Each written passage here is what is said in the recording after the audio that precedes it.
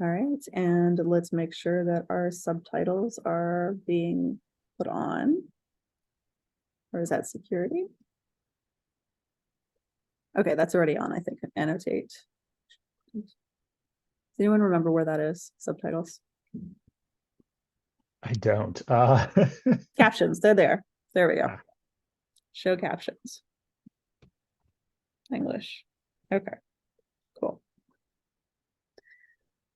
All right, so welcome to another Monitor Games showcase. We put these up in posterity up on our YouTube channel. We pretty much tell you what we were up to the last 12 weeks of our session. So just kind of a brief overview for everybody. We're Mon River Games. Let me go into the slideshow. Okay. Obviously, we're a nonprofit 501c3 volunteer organization for provide affordable professional and educational experiences. So we make games, we make them together, and we try to learn from that. And we are working towards publishing on a variety of platforms. This is our current board of directors elected as of the start of the summer. There's myself for chair and operation director. There is Joshua Robinson for vice chair / assistant director, media director Ted Eicher, and secretary / committee director Michael Morris. And we make games together. We try to go to conferences, conventions, and other events, promote our community studio, and network with other professionals. That's part of the game making process and part of our process. We meet weekly in session and go over, whatever we have done and whatever needs to be done. We try to host workshops, panels, and guest lectures to teach about game creation. And we learn by doing.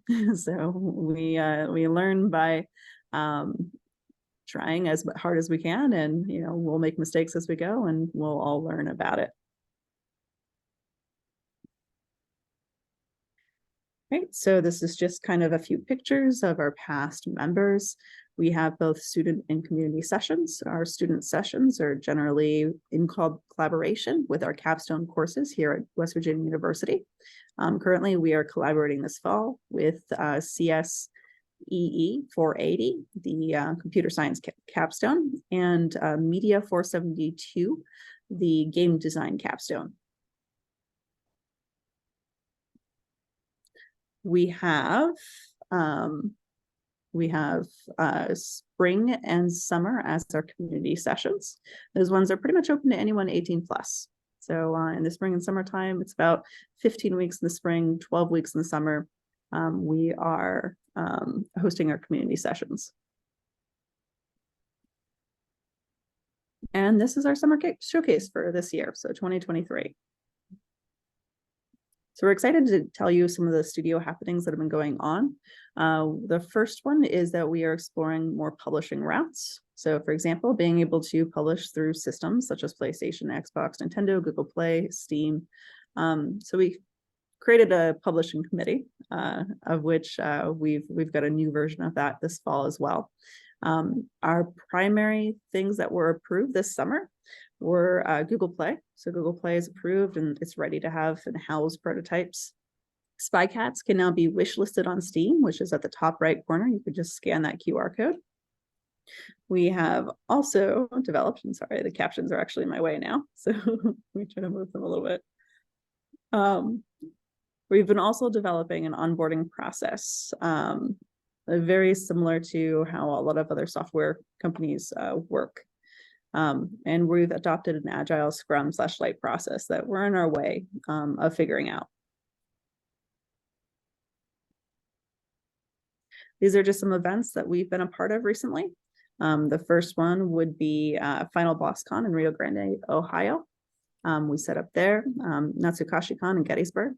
There we got to do a panel on getting into game making. And then we also got to do a workshop game design jam, which you can see on our YouTube page. Morgantown PopCon, we were also there and we did a panel for that area as well. Okay, Purple House, what's new? So in Purple House this summer, we made the decision to try to do Purple House, but in a mobile format, so that we could make use of Google Play and try to publish to Google Play. We've done a lot of conceptual work when it comes to Purple House. There were a few game loops and such that were worked out, that we have kind of a nice basis of a choose your own branch story that repeats. We're going to keep going with that on the fall and probably go in another direction for a little bit on it. So we had a UI UX review done by Jude Stetsabek. We stopped doing development through Construct. So the web version of Construct is no longer being worked on. We could go back to a web version in the future as well. We just decided to conceptualize and begin implementing a mobile version through Unity. And the community team members of this project, and hopefully I'm not missing anyone, it was myself, Zachary Hubbard, Tom Heckman, Ted Eicher, and Michael Morris. This is just a few things for Purple House. So for just a basic screen and idea, game loop as well. Turn down the sound. So there's more or less just a main game loop put in with trying to generate these plants. So you could press new, you can do your choices, and then it would generate a plant at the end. So not much in there yet. Primarily, we've been trying to negotiate how this is different on mobile versus our desktop web version.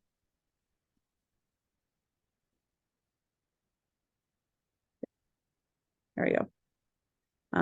This was also created as a guide by Michael Morris to try to think about how these plants might exist in another space. And if we were to have some sort of plant maintenance loop, what that would look like.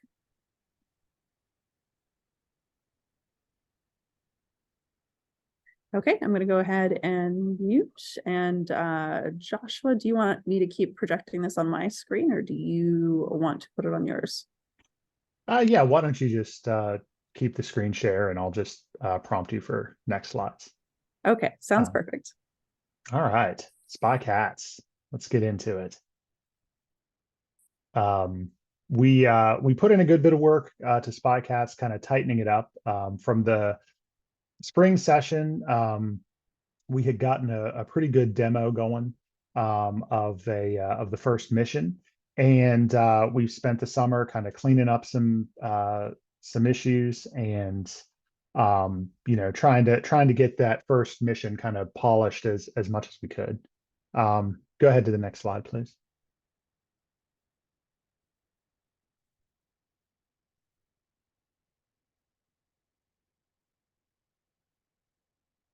There we go.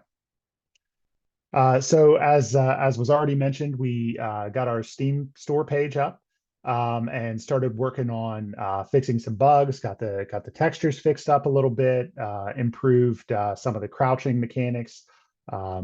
Started really getting some concepts going for a second mission, and the kinds of mechanics we could include there, including some more spy-esque kind of gameplay with some stealth elements.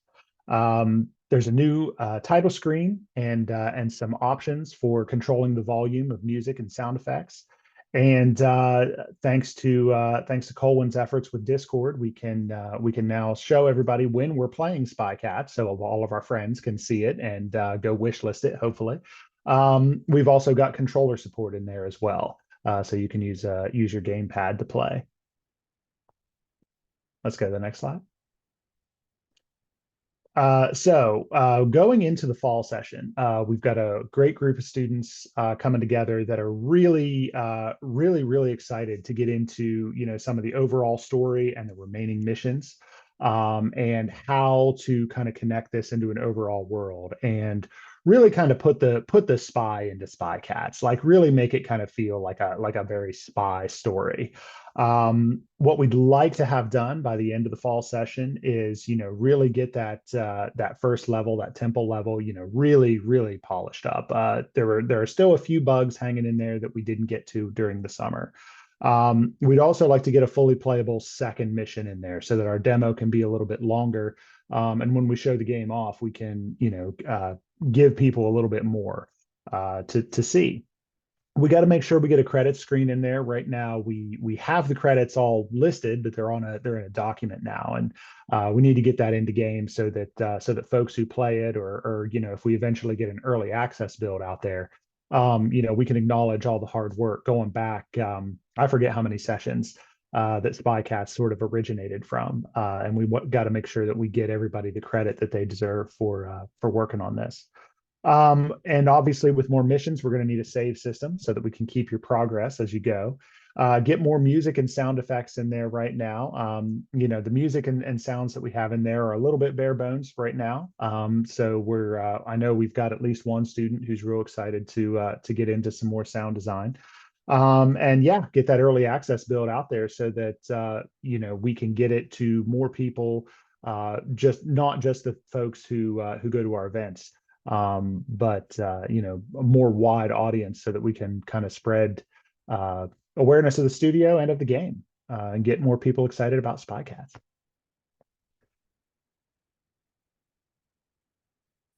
Stretch goals. So if we can manage to accomplish everything on the previous slide, it would be great to get some more missions drafted out. Just so that we can, as we move into future sessions, we already have a basis to build on. Maybe customize the color of your player character. And in fact, we were even talking earlier today about maybe being able to give your cat a code name. So your save file name that you give it also is the code name of your spy cat, which would be cool. And if we've been talking about this for something to engage people at the events that we go to. If there's time challenges in the game, or something where you have some kind of score, if we can put together a leaderboard, then that way when we go to a convention or something, as people come through during the day and play it, they can see how they stack up against other players that have been through. So that's something that we can continue to ideate on and maybe build into the game as we continue to work on it. And I believe that's it for SpyCats. Thank you. All right, so we're on to West Virginia Quest. We were going to let Brianne and Ted talk about this one, but if anyone else would like to talk about this one too, like Tom or anyone else that's part of that project, that is fine. Brianne or Ted, which one of you would like to start first? I can start. Okay. You can go ahead and click to the next slide. So just a quick overview of what West Virginia Quest is. It's a mobile application that's designed to be integrated with the West Virginia State Museum. It's meant to be sort of like an AR additive feature to a lot of the exhibits that are already there. And right now we have it set up so that people will scan QR codes in order to access games or whatever material we may put in. Typically, right now we're focusing mostly on games and having these games be incorporated with different sections and exhibits of the museum. So during the summer session, we fixed a major bug that was halting development on the app, and that basically all that bug was that the app wasn't allowing access to the camera for some reason. So we cleared up some settings and managed to take care of that. We met with our new contact for the museum, started communicating with him, getting his vision incorporated on the app, taking care of sort of that side of things, making sure that the museum is on page with what we're doing. We prepared a lot of visual material for the people who were going to develop and prototype a lot of our games for the upcoming session. A lot of photos, a lot of videos, that sort of things. And we kind of picked an overall direction as we want to take for the app in the future, kind of focusing on more on the edutainment side of things, thinking about where we want to take that and kind of what we want to do overall to better sort of tie in our app and to better tie our app together and stuff. So it's basically what we did. Do you want us to play a little bit of the video? Yeah, so yeah, go ahead. I think it'll just activate on click anyway. Should be muted. Yep. You probably just set that at like 2 times speed or whatever.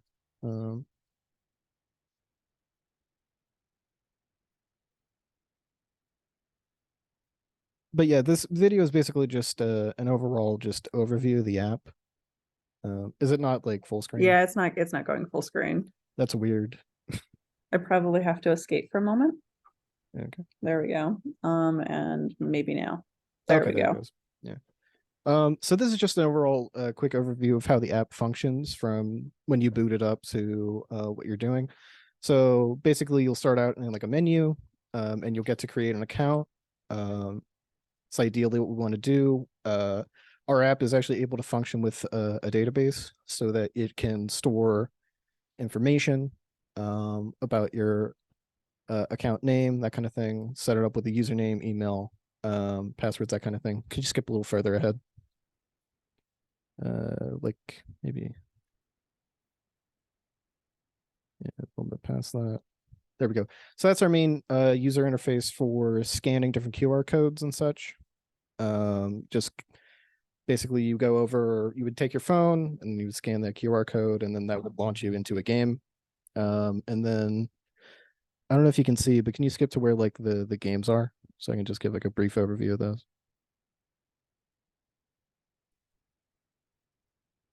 So right now we have a little bit of a jigsaw puzzle. That's kind of like one of the first games that the Capstone came up with for this project a few years ago. And that's a tie-in to some of West Virginia mining history. That's a survivor of a mine collapse. That's just a basic canary in the coal mine game. Think like Doodle Jump, it sort of plays like that. We also have a feature where you can generate group codes so that if a teacher were to bring a classroom of students in, they would be able to sort of have their scores on a leaderboard and in a group setting. So it's be a very good tool for field trips and those sorts of occasions as well. We also have colorblind modes, which we're able to get in and test out, which is real nice. And we also have a storage system for different items that you collect around the museum. And I think that's all I wanted to show.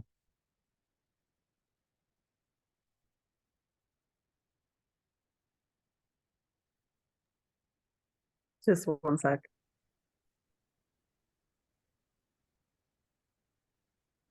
There we go.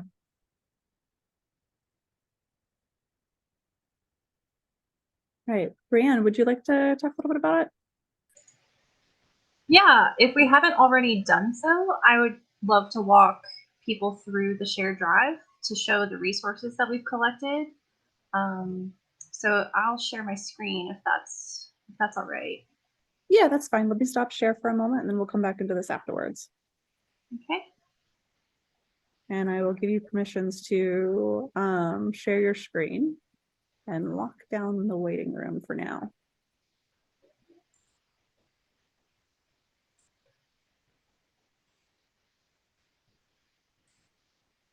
All right, I should be sharing now. Can you see my screen okay? Yep. Okay, so I'm in the fall 2023 shared drive now, and I'm going to go into, there's a lot of documents going on here that we could also go over. Maybe Ted could help go over some of these as well. But I'm going to focus on the photos and videos that we've taken for those students who are interested in joining the project. This is what they'd be looking at to help them jumpstart their ideas for their project. So we have, these are all the original photos that were uploaded to the shared drive. So what they can really focus on here are the categories that we have organized the photos and videos into, because the museum is kind of split up into about 5, let's see, 1, 2, 3. No, 6, I would say 6 categories that when students look over these different categories, it represents these different time frames of history. So the first one would be prehistory. And this section of the museum focuses on, the formation of the Appalachian Mountains, the Native American evidence of Native American society, and just a lot of geological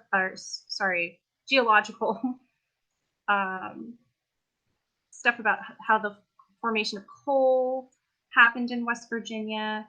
So if they wanted to make a game about that, they've got some photos and videos to choose from that can help them spark their ideas. And then the next category is the Frontier Times, which spans 1754 to 1860. And there's some stuff there about Daniel Boone and, of course, life on the I would say life on the prairie, but it's really more life in the Appalachian Mountains and the valley. So if they were more interested in making a game about Frontier Times, that is an area that needs some attention. The next area is the Civil War and formation of the state of West Virginia. So if I look for that,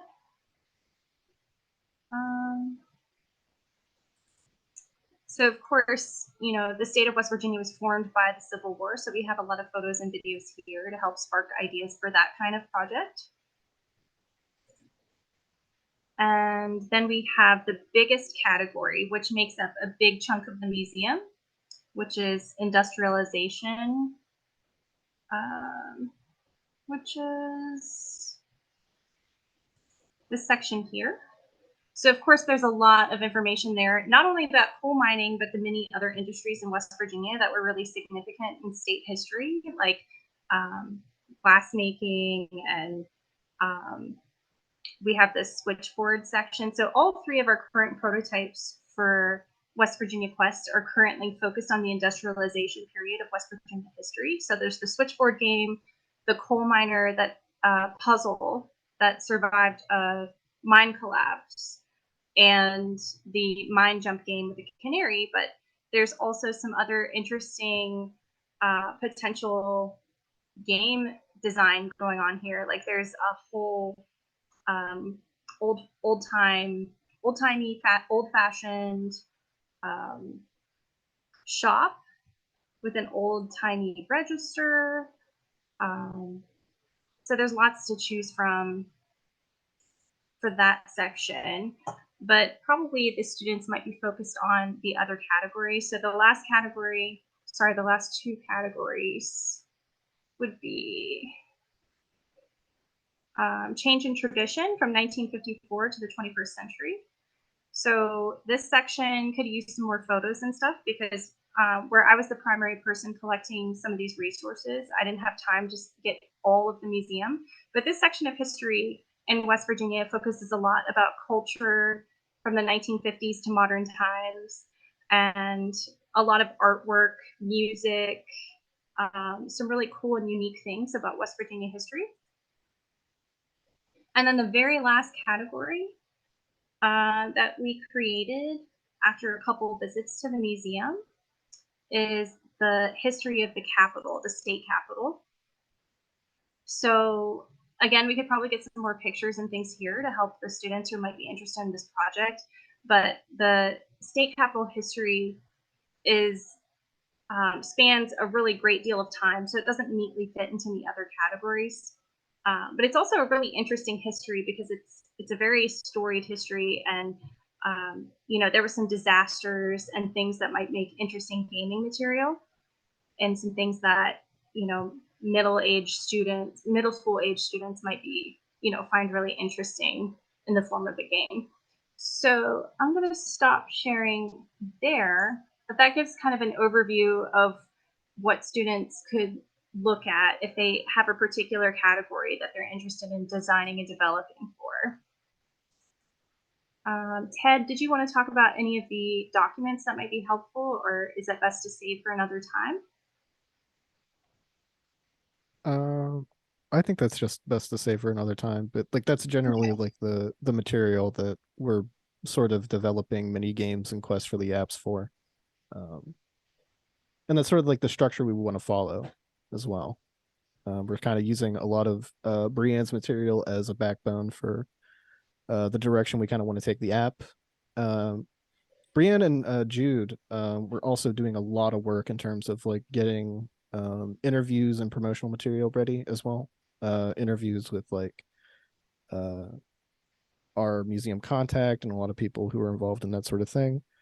We're also planning on doing an overall cybersecurity review of the app as well. Just in general, whether it's an outside review or internal review, we're hoping that some of the students in the upcoming fall session will take care of that. We're also hoping to refine the app's overall functionality, making it operate more smoothly. We're having a little bit of trouble with slowness in terms of launching a game and kind of going around the app, a little bit of trouble there, but we're hoping that this can be smoothed out as we're going forward.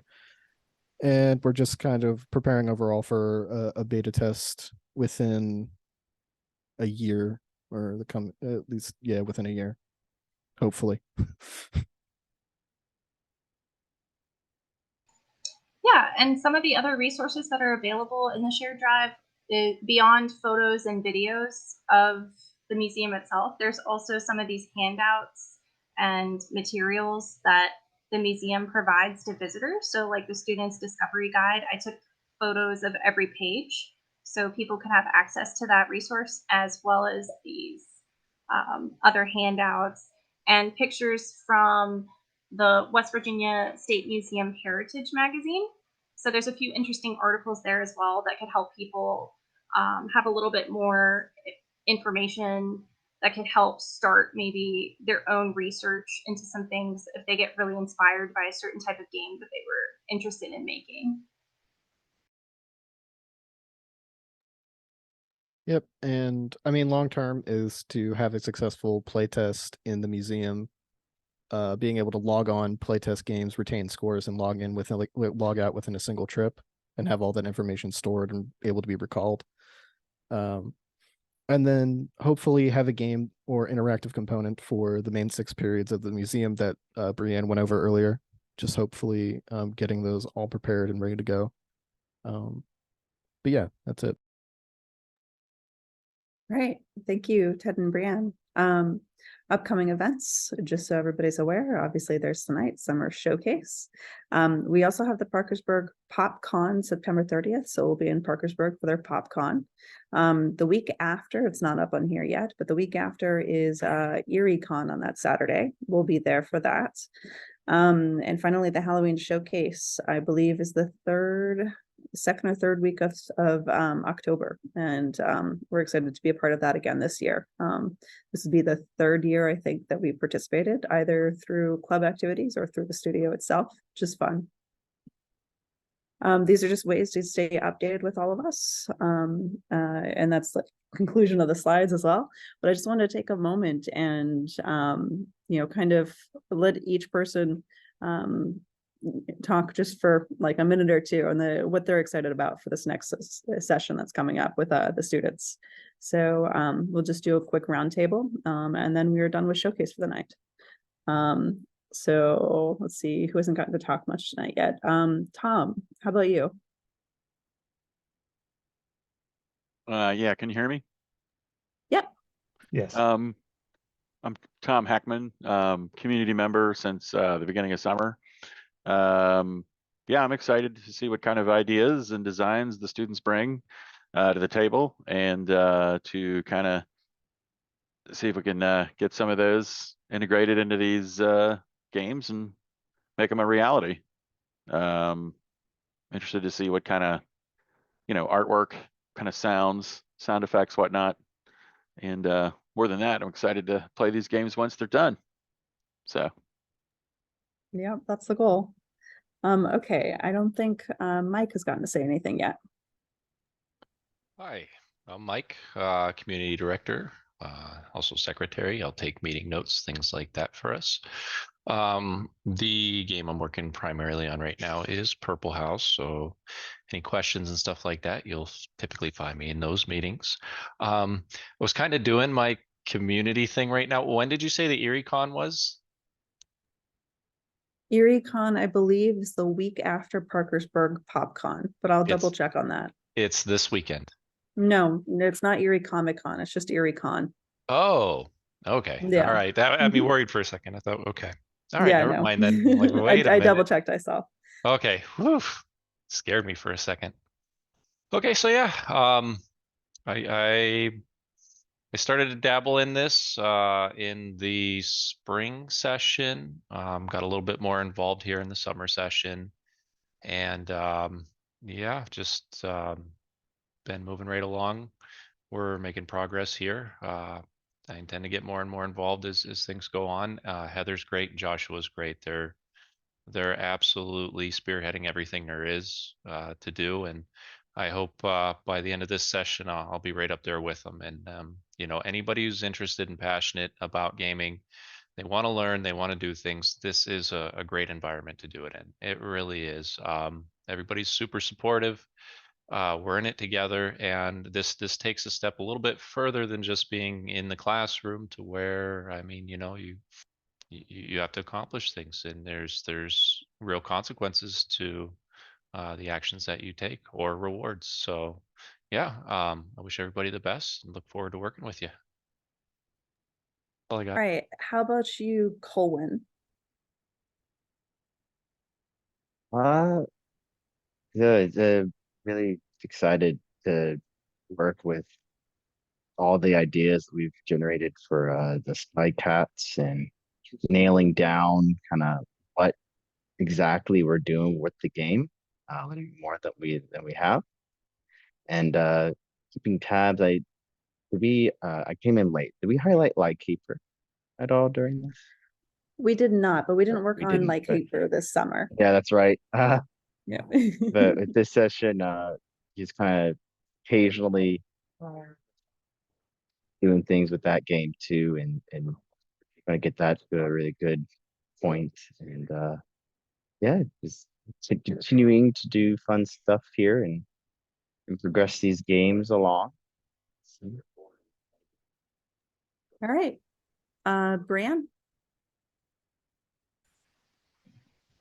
I would just add that this information is probably available in multiple places, but just as a extra reinforcement, West Virginia Quest meets on Wednesday nights at 7 p.m. and me, Zach, Ted, and Tom are usually available to workshop with anybody that is interested.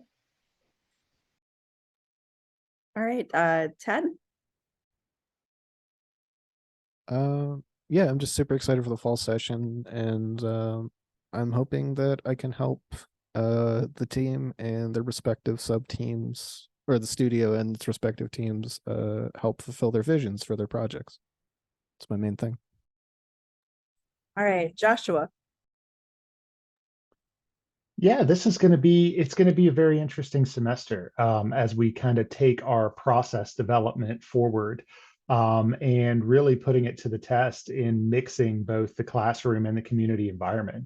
So I think we're all going to learn a lot. You know, as Colwyn kind of mentioned, you know, we've already got a heap of new ideas.